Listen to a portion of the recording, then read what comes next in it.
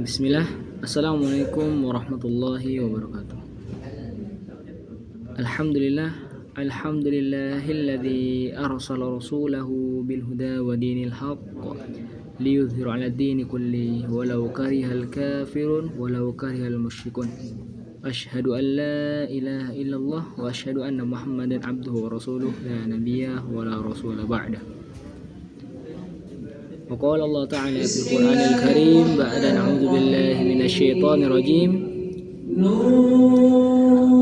وإذ تأذن ربكم لئن شكرتم لأزيدنكم ولئن كفرتم إن عذابي لشديد.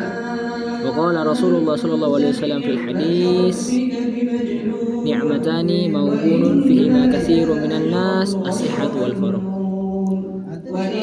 Segala puja-puji syukur kita atas kehadirat Allah Subhanahu wa taala yang telah memberikan kita beribu-ribu nikmat sehingga kita dapat bangun di pagi hari, di siang hari ini dengan sehat dan dapat menghirup udara segar dan bisa melihat matahari yang terang benderang yang menerangi bumi ini.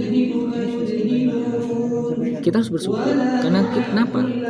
Karena kita sudah diberi nikmat bisa hidup kembali, bisa bangun untuk beraktivitas. Karena banyak orang-orang di luar sana yang tidak seperti kita, malah terbaring tidur di rumah sakit. Adapun yang tidak terbangun kembali atau pulang ke rahmat Allah Subhanahu wa taala. Jadi marilah kita banyak bersyukur-syukur kepada Allah Subhanahu wa taala, banyak bersyukur atas nikmat-nikmat yang Allah berikan kepada kita. Dan kita tak lupa kita haturkan, kita juga limpahkan kepada Nabi kita Nabi Muhammad SAW yang telah memperjuangkan agama ini dengan jiwa, raga dan harta beliau. Sehingga kita dapat menikmati atau dapat merasakan betapa manisnya agama Islam tersebut.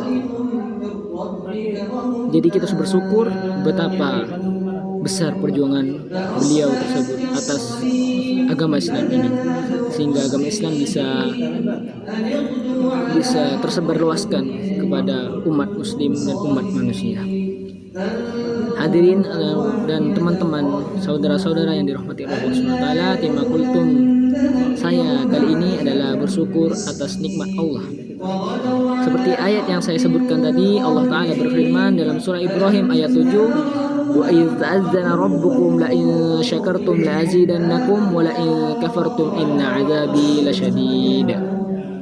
Yang artinya, sesungguhnya jika kamu bersyukur pasti aku akan menambahkan suatu nikmat kepadamu, tetapi jika kamu kufur maka sesungguhnya azabku sangat pedih.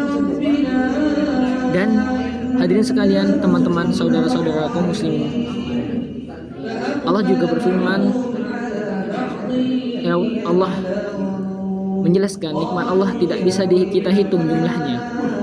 Allah juga menegaskan dalam surah An-Nahl ayat 18, wa in ta'uddu ni'matallahi la tuhsuha.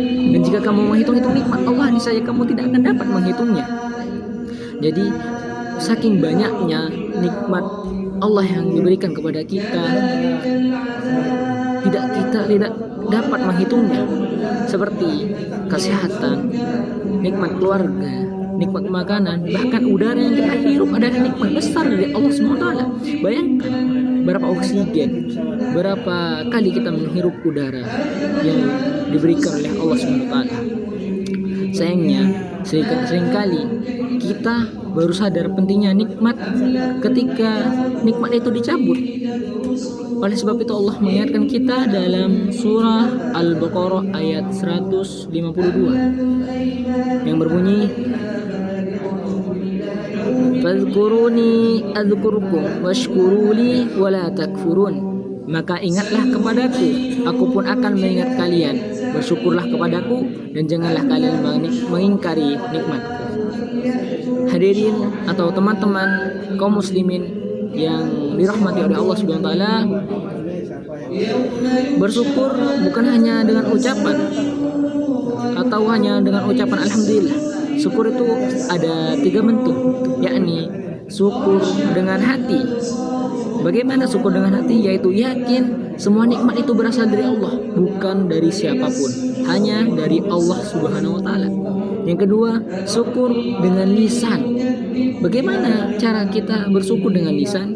Yaitu dengan memperbanyak zikir kepada Allah, memperbanyak memuji-muji Allah Subhanahu wa taala, dan sering-kali beristighfar dan mengucapkan alhamdulillah. Dan yang ketiga yaitu syukur dengan perbuatan.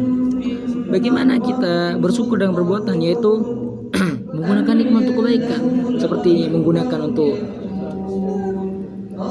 sholat, bersedekah, membantu sesama muslim kita, saudara kita yang ada di luar sana. Dan juga jangan gunakan nikmat itu untuk maksiat. Saya punya kisah teladan sahabat Nabi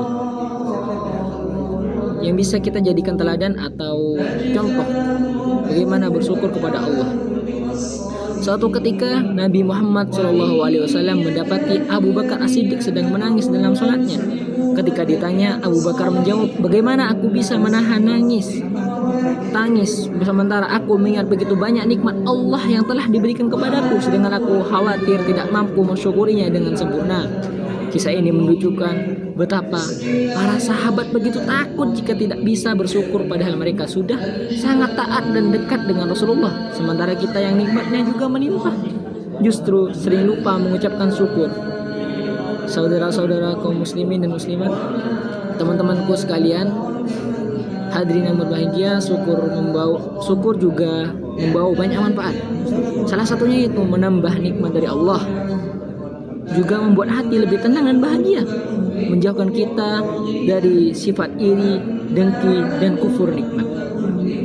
Oleh karena itu, mari kita biasakan bersyukur dalam segala keadaan, mulai dari hal kecil seperti bangun tidur, mengucapkan alhamdulillah, hingga menggunakan harta, ilmu, dan waktu untuk kebaikan. Semoga kita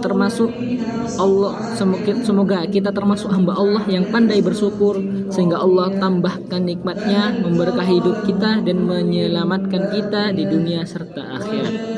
Mungkin cuman ini yang biasa saya sampaikan. Mungkin ada kesalahan dari ucapan saya mohon maaf. Wassalamualaikum warahmatullahi wabarakatuh.